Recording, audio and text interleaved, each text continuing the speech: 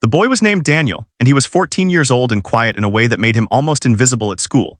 He sat in the back rows, kept his eyes down, and spoke only when spoken to. His clothes were always clean, but old, and his shoes showed signs of long use. Most teachers barely noticed him, and most students did not try to know him. Daniel did not complain because he was used to being overlooked, and he had learned to live inside his own world. That world was small but deep, and it existed mostly inside his home. His family lived in a modest apartment above a closed grocery store.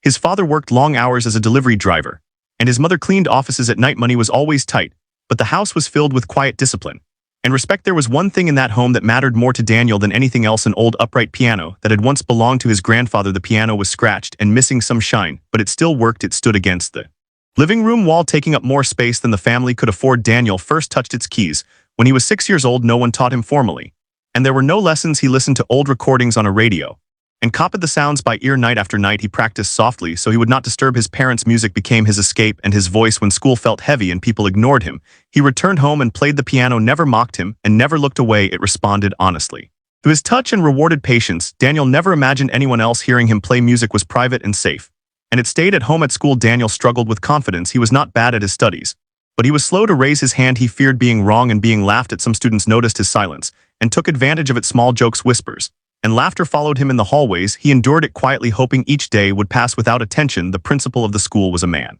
named Mr. Carter. He believed strongly in discipline, order, and public accountability. He often used assemblies to make examples of students. In his mind, embarrassment was a tool to correct behavior. Many students feared him, and some teachers admired his strict style. 1 week before the incident, Daniel was late to school twice. The bus had broken down and his parents could not drive him. He tried to explain, but his voice shook and he stumbled over words. Mr. Carter did not listen closely. He saw another excuse from a careless student. Daniel was given a warning, and his name was written down. The school was preparing for a special assembly. Parents, teachers, and students would all attend. There would be speeches, awards, and a short music segment. A teacher mentioned that the piano on stage had not been used in years. Mr. Carter joked that it was probably useless. Like many students who avoided effort during a staff meeting, someone mentioned Daniel. A teacher noted that he was quiet and withdrawn. Mr. Carter remembered his name from the lateness report. He made a comment about students who hide instead of participating. He decided that the assembly would be a good time to push such students forward. The idea formed quickly, and without much thought, Mr. Carter planned to call Daniel onto the stage. He believed forcing him to play the piano would teach him confidence. In truth, there was also an element of mockery. He assumed the boy would fail and learn a lesson about preparation. No one asked Daniel about this plan. No one checked whether he could play. To the adults involved, it was a harmless push. To Daniel, it would soon become something much heavier. On the morning of the assembly, Daniel felt uneasy. He noticed teachers whispering and looking his way. His stomach tightened, and his hands felt cold. He did not know why, but he sensed attention moving toward him. Still, he said nothing and followed the routine of the day. Students filled the auditorium with noise and laughter. Parents sat proudly with phones ready. The old piano stood on the stage, polished for appearance. Daniel looked at it briefly, and then away. He never imagined it had anything to do with him. When the principal stepped onto the stage, the room grew quiet. His voice was firm and confident as he spoke about discipline, effort, and courage. Daniel listened with half attention, his thoughts drifting. Then he heard his name spoken clearly into the microphone. A wave of heat rushed through his body. He froze for a moment, hoping he had misheard, but teachers were already looking at him and gesturing forward. Students turned their heads, curious and amused. Daniel stood slowly, his legs feeling weak. He walked down the aisle toward the stage. Each step felt heavier than the last. His mind raced with questions and fear. He did not know what was expected of him. He had never been on a stage before. When he reached the steps, his hands trembled. He could feel hundreds of eyes on him. The principal smiled slightly and spoke about participation. He mentioned that Daniel would play a short piece on the piano. A few laughs rippled through the crowd. Daniel wanted to speak and explain. He wanted to say that he had never played in public, that he was not prepared, but his voice would not come out. His throat felt tight and dry. He sat on the piano bench slowly. The bench creaked under his weight. The keys looked different under the bright lights. His reflection stared back at him from the polished surface. For a moment, he wished he could disappear. Inside his chest, his heart beat hard. He thought of his parents working late, of the small apartment and the old piano at home. He remembered the quiet nights and familiar keys. He took a breath and placed his hands gently on the keyboard. Daniel sat still on the piano bench. While the room remained silent, his fingers rested lightly on the keys, but he did not press them yet. The weight of the moment pressed down on him harder than any sound. He could hear his own breathing and the faint shuffle of feet in the crowd. The principal stood nearby watching, folded arms, expecting failure. In that moment, Daniel was no longer in the auditorium. In his mind, he was back in his living room at home. The walls were close and familiar, and the light was soft. The old piano waited patiently, as it always did. There was no audience there, and no judgment. He remembered the first song he ever learned by ear. It was simple and slow and full of feeling. His grandfather used to hum it before he passed away. Daniel learned it without knowing the notes or the name. He learned it by listening and repeating until it felt right. The memory steadied his hands. His fingers curved naturally the way they always did at home, without looking at the crowd. He pressed the first key. The sound was clear and steady. It filled the room in a way no one expected. A few students laughed softly, thinking it would end quickly. The principal raised his eyebrows, surprised. But still unconcerned, Daniel continued playing, moving into the next notes. His hands remembered the pattern even as his mind stayed. Quiet, the melody began to take shape. The laughter faded. As people started to listen, the sound was not rushed or careless. It was controlled and gentle. Each note followed the last with purpose. Teachers exchanged glances, unsure of what they were hearing. Daniel felt the tension in his shoulders ease slightly. The piano responded just as it always had. The keys felt familiar, even though this piano was different. Music does not change with location. It only asks for honesty. He closed his eyes without thinking. This was something he did often at home. It helped him focus on sound instead of fear. The auditorium lights no longer mattered. The faces disappeared from his awareness. The melody grew fuller. As he moved deeper into the piece, he added subtle changes the way he always did. Nothing was written, and nothing was rehearsed for an audience. It was all instinct. And feeling the music flowed from years of quiet practice. Students leaned forward in their seats. Parents lowered their phones, unsure whether to record or simply watch. The room felt different now. The earlier tension had shifted into curiosity. No one spoke. The principal straightened his posture. He had not expected this. He glanced at the music teacher, who looked stunned. There were no sheets on the piano stand. This was not a memorized performance from lessons. Daniel moved into a stronger section of the piece. The sound grew richer and more confident. His hands moved faster, but never lost control. The piano echoed through the hall. Every note landed with intention. A girl in the front row covered her mouth. A boy who had laughed earlier now stared wide-eyed. Teachers, who often struggled to control the room, sat still. The music held them all in place. It demanded attention without asking. Daniel felt something shift inside him. For the first time, the fear was not leading the music, was his breathing slowed. And his hands felt warm. He was no longer playing to survive the moment. He was playing because it felt right. He transitioned smoothly into a softer passage. The volume dropped, but the emotion deepened. It sounded personal, like a story being told without words. Some parents felt their throats tight. They did not know why, but they felt it. The principal took a step back. His expression changed from authority to confusion. He realized the room was no longer his. The boy on the bench had taken control. Without saying a word, the assembly had turned into something else entirely. Daniel reached the final section naturally. He did not rush it. He let the notes breathe and settle. Each key pressed felt like a release. Years of silence found a voice. As the final note faded, the room remained quiet. No one clapped right away. It was not hesitation, but absorption. People needed a moment to return to themselves.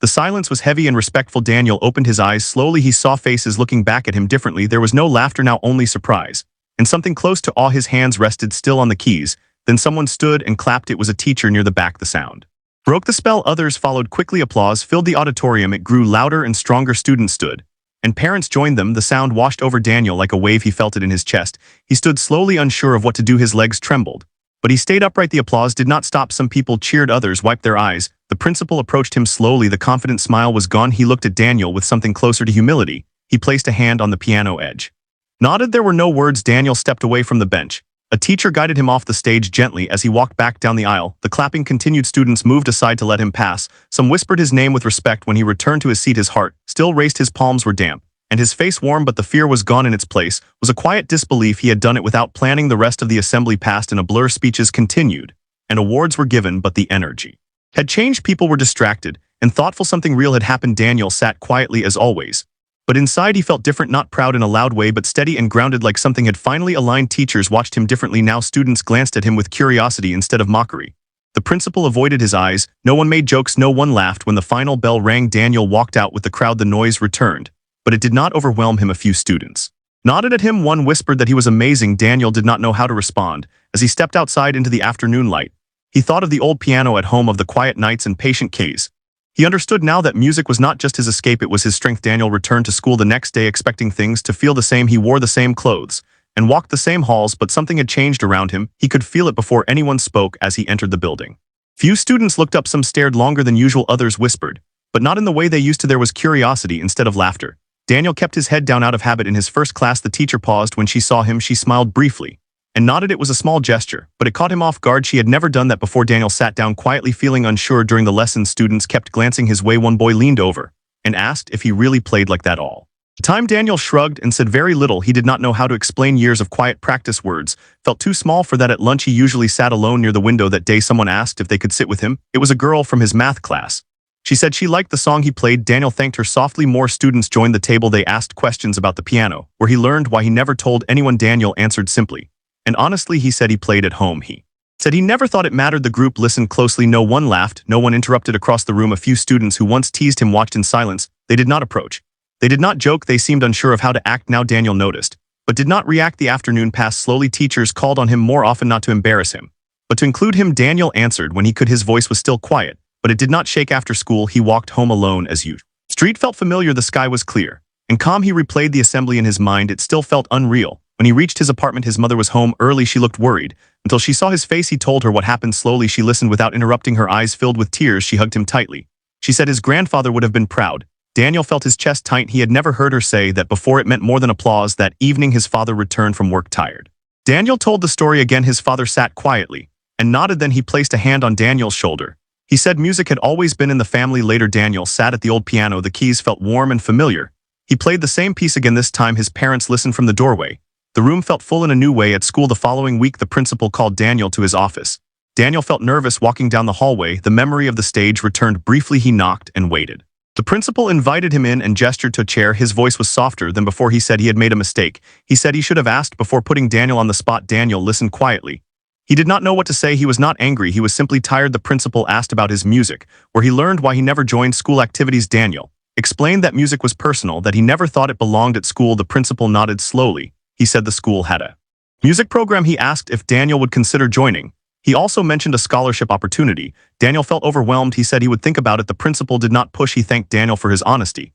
As Daniel left the office, he felt lighter. Word continued to spread. Teachers mentioned him in conversations. Students asked to hear him play again. Some suggested talent shows or events. Daniel listened, but did not agree to anything. Music had always been his private space. Sharing it once had been enough to change everything. He needed time to understand what that meant. He did not want to lose what made it special. One afternoon, the music teacher approached him after class. She spoke gently and without pressure. She said his ability was rare. She offered guidance, not control. Daniel agreed to meet her once a week, not for performance, but to learn theory and technique. He wanted to understand what he felt. The first lesson was strange, talking about music instead of just playing it, but also exciting. It gave shape to things he already knew. It made him curious. At home, he practiced with new focus, not to impress, not to prepare, but to grow. The piano responded as it always had at school. Some students tried to act friendly. Suddenly, Daniel could tell who was genuine. He did not hold grudges, but he chose his space carefully. He valued quiet more than attention. One boy who had teased him before approached awkwardly. He apologized without excuses. Daniel accepted with a nod. That was enough. Weeks passed, and Daniel settled into a new rhythm. He was still quiet, still preferred the back rows, but he no longer felt invisible. Teachers asked his opinion. Students respected his silence. Music followed him quietly through his days, not loudly, but steadily. One evening, he played a new melody. It was softer and slower. His mother listened. While cooking, she said it sounded hopeful. Daniel smiled. He understood now that music had changed his path, not because of applause, but because someone had finally heard him, and he had heard himself. Part 3 ends with Daniel finding balance between who he was and who he was becoming. If any dots or ellipses appear, rewrite the content. Without them, Daniel began to notice changes that went beyond simple attention. The school felt different, not louder, but more aware of him. He walked through hallways with the same quiet steps, yet people made space for him, not out of fear, but recognition. It was unfamiliar and sometimes uncomfortable. He still woke early and took the same bus, still carried his worn backpack, still sat near the back of the classroom. But his thoughts were no longer focused on disappearing. They were focused on understanding what came next. The music teacher kept her promise. Their weekly meetings stayed calm and respectful. She never rushed him or talked about stages or competitions. She asked about what he felt when he played. She listened carefully to his answers. She introduced him to simple ideas, how chords were built, why certain sounds felt heavy or light. Daniel realized he had known many of these things without names. Learning the language of music felt like learning the language of himself. At home, his parents made small changes. They cleared space around the piano. They listened more often. Sometimes they sat quietly together. While he played, there were no comments, only presence. Daniel noticed that when he played now, his thoughts moved differently. He was still emotional, but more aware. He explored new sounds and patterns. Impress anyone, but to see where they led. At school, the principal announced a cultural evening planned for later in the term. Students were encouraged to participate. Music, art, poetry, and stories would be shared. Daniel felt a familiar tension in his chest. People immediately looked at him. Some smiled, some whispered that he should play. The idea sat heavy in his mind. He did not answer anyone that night. He played late. The apartment was quiet. The city outside hummed softly. His fingers moved without a plan. The sound was restless and searching. He realized he was afraid again, not of failing, but of being seen too clearly. Music had protected him when it was private. Sharing it meant letting others inside. The next week, the music teacher asked gently if he had considered the event. Daniel said he was unsure. She nodded and said that was fine. She reminded him that choice mattered. That word stayed with him. Choice. For the first time, he felt that what happened next was his decision, not something forced or taken. Meanwhile, school life continued. Daniel answered questions more often. He helped a classmate with an assignment. He joined a group project without being pushed. These were small steps, but meaningful. One afternoon, he was asked to play during a small classroom activity. There was a keyboard in the room. The request came from classmates, not authority. Daniel paused and then agreed. He played something short and simple, nothing dramatic, just a melody that felt calm. The room stayed quiet. When he finished, there was gentle applause. He felt different afterward, not drained, not exposed, but steady. It showed him that sharing did not always mean losing control. At home, He talked to his parents about the cultural evening. They did not push him, they said they would support whatever he chose. Their trust felt grounding. Days passed, and the date grew closer. Posters went up, rehearsals began. Daniel watched others prepare, singers laughed and dancers practiced. He imagined himself on the stage again, this time not forced, this time choosing. The memory of the assembly still held fear, but it also held truth. One evening he sat at the piano and played the first song he ever learned, the one his grandfather used to hum.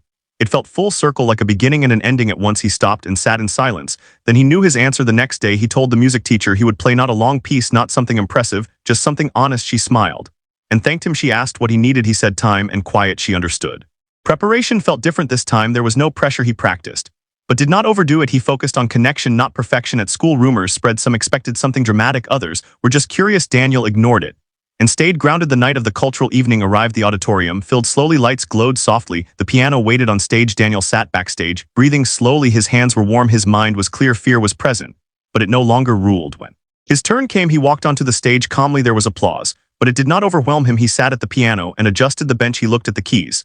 Then he began. The music was gentle, not loud, not fast. It carried memory and intention. The audience listened quietly, not shocked this time, but attentive. They leaned in rather than back. Daniel played through without rushing. He let the sound settle. He let the room breathe. When he finished, he stood and bowed slightly. The applause was warm and respectful. He felt something close to peace as he walked off stage. He knew something had changed, not just how others saw him, but how he saw himself. He had chosen this moment. He had owned it. Music was still his refuge, but now it was also his bridge.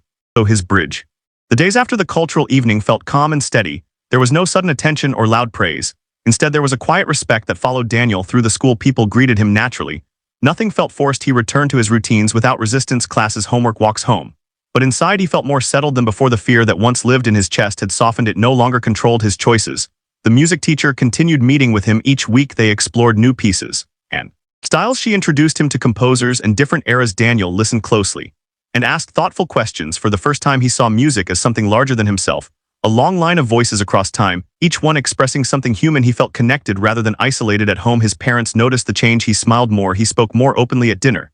The apartment felt lighter. One evening, his father mentioned a small community music program. It met once a week at a nearby center. There was no pressure and no auditions, just shared learning. Daniel hesitated at first. New spaces still made him uneasy, but the idea stayed with him. He realized he was no longer afraid of music itself, only of losing his quiet. After a few days, he agreed to try. They walked together to the center. The room was modest with folding chairs and a keyboard. A few students his age were already there. The instructor welcomed him warmly. No one asked him to perform. They talked about music and listened to recordings. Daniel relaxed when it was time to play. Everyone took turns, short pieces, simple patterns. Daniel waited. When his turn came, he played something gentle. The group listened and nodded. No gasps, no whispers, just attention. It felt right. Weeks passed, and the program became part of his life. He met others who loved music quietly like he did. They shared ideas without competition. Daniel felt understood. Back at school, the principal observed these changes from a distance.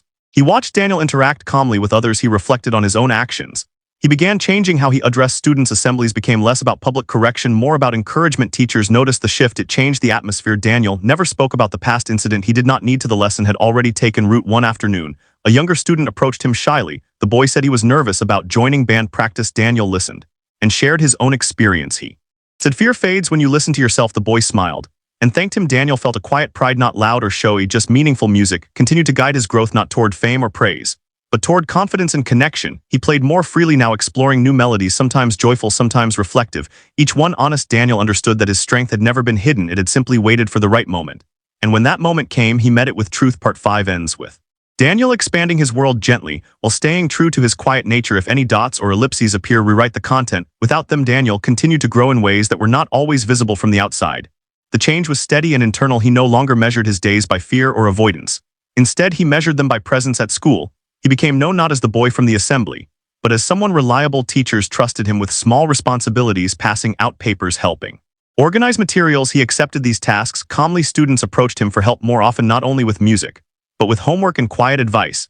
Daniel listened more than he spoke. When he did speak, his words carried weight. The community music program became a place of balance. There he was not special or overlooked. He was simply part of a group, each person learning and sharing. The instructor noticed Daniel's sensitivity to sound and emotion. She encouraged him to try composing, not formally, just small ideas. Daniel began experimenting at home. He played short sequences and wrote them down in simple ways, not notes yet, just patterns and feelings. It felt strange to create something new, but also freeing. There were no expectations, only curiosity. At home, his parents noticed the shift. He stayed up later some nights playing softly, but he was not escaping. He was exploring. One evening, his mother asked what the new melodies meant. Daniel thought for a moment. He said they were Just thoughts. That answer felt right. At school, the cultural evening had left a quiet legacy. Students felt safer sharing their talents. A poetry group formed, a small art display appeared in the hallway. The environment slowly changed, less fear, more openness. The principal supported these changes. He attended events quietly. He spoke less and listened more. His leadership style softened. Daniel observed this without judgment. He understood that adults learn too, sometimes slowly. One afternoon, the music teacher asked Daniel if he would help accompany a small choir, not as a feature, just support. Daniel considered it carefully. He agreed on the condition that it stay simple. She respected that. Rehearsals began after school. Daniel sat at the piano while voices practiced. He listened closely and adjusted gently. The experience felt collaborative. He learned how music connected people, how his playing could support others, not stand apart. During one rehearsal, a singer missed a note and laughed nervously. Daniel smiled and played a softer chord. The tension eased. That moment stayed with him.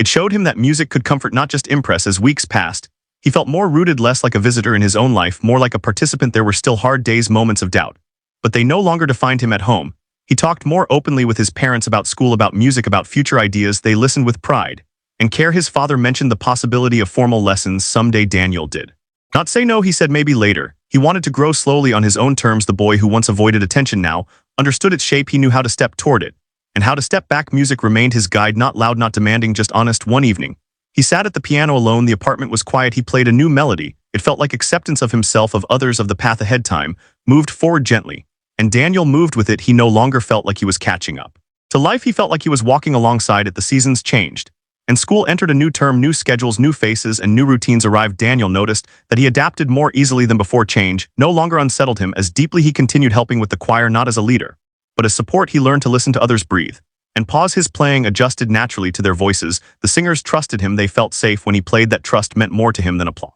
At one afternoon, the choir director asked if Daniel would stay after rehearsal. She thanked him for his sensitivity. She said it made others feel confident. Daniel nodded quietly. That word confidence stayed with him. He realized that confidence did not always mean standing out. Sometimes it meant making space for others. At school, a new student joined his class. The boy was quiet and unsure. He reminded Daniel of himself from the past. Daniel noticed how others overlooked him. One day, Daniel sat next to him during group work. He did not say much, just shared the assignment and worked calmly. The boy relaxed and followed along. Later, the boy thanked him. Daniel understood then how far he had come. He was no longer invisible, and he could help others feel seen. Music continued to grow in his life, not louder, but deeper. He began keeping a small notebook of ideas, short melodies, moods, and reflections. He did not think of them as songs. They were more like conversations, things he needed to say without words. At the community program, the instructor asked if anyone wanted to share something original. Daniel felt a familiar tension, but it was softer now. He raised his hand slowly. His heart beat faster, but his hand stayed steady. He played a short piece he had written. The room stayed quiet, not in shock, but in attention. When he finished, the instructor smiled. She said it felt honest. Others nodded. No one overreacted. Daniel felt relief. Sharing his own music had felt risky, but it also felt true. At home, he told his parents. They listened and smiled. His mother asked what the piece was about. Daniel said it was about becoming comfortable. That answer surprised him, but it was right. At school, the principal announced another assembly, this time focused on student voices. No one would be forced. Participation would be voluntary. Daniel listened from his seat. He felt no fear, only curiosity. He did not sign up, and he did not feel guilty for that. He knew he would speak when it mattered. The principal continued to change. He greeted students by name. He asked questions instead of giving lectures. The school felt more human. Daniel understood that growth was not only personal, it could be shared. His moment on the piano had rippled outward. One afternoon, the music teacher asked Daniel what he wanted next, not what others expected, but what he wanted. Daniel thought carefully. He said he wanted to keep learning and keep music honest. She nodded and said that was enough. Year moved on. Daniel felt grounded. He still enjoyed quiet, still valued solitude, but he no longer hid inside it. Music had taught him balance, how to open without losing himself, how to be heard without shouting. One evening, he played softly while the sun set. The room filled with warm light. He felt present and calm. He realized then that his journey was not about proving anything. It was about understanding who he was and accepting that fully. The final months of the school year arrived quietly. Without tension, Daniel moved through his days with ease and awareness. He no longer counted steps or rehearsed silence. He simply lived each moment as it came. Music stayed close, but it no longer defined him alone. It was part of a wider sense of self. He enjoyed mornings and class, conversations at lunch, and long walks home. Each part of his day felt connected. The piano at home remained his anchor. He played often, but not endlessly. Some evenings he chose rest or conversation. Instead, balance had become natural. His parents noticed how calm he seemed. There was no rush in his movements, no weight in his shoulders. They trusted his direction. At school, the final assembly approached. It was meant to celebrate growth and effort. Teachers spoke about kindness, and resilient students shared stories and small performances. Daniel attended as a listener, not as a symbol, not as a surprise, just as himself. As the assembly ended, the principal spoke briefly. He thanked the students for shaping a better school. He spoke about learning from mistakes. Daniel understood the meaning without being named. Afterward, students gathered in groups talking about summer and plans. Daniel joined a few conversations. He laughed easily. A classmate asked if he would keep playing music. Daniel said yes. But he added that he would also explore other things. That answer felt complete. The community music program continued through the summer. Daniel planned to attend not out of obligation, but enjoyment. He also signed up to volunteer at the center, helping younger students feel welcome. He remembered how much that had mattered to him on the last day of school. He walked out with the crowd. The building behind him felt familiar, but no longer heavy. He looked forward instead of back at home. He sat at the piano one final time before summer began. He played a melody that blended old and new memory and hoped. The sound filled the room gently, not asking for attention, only offering truth. When he finished, he sat quietly, not waiting for applause, not measuring success. He felt whole. Daniel had not changed who he was. He had simply allowed himself to be seen on his own terms, at his own pace. The boy who once feared the spotlight now understood its place. The piano had never been a weapon or a shield. It was a voice, and that voice would stay with him wherever life carried him.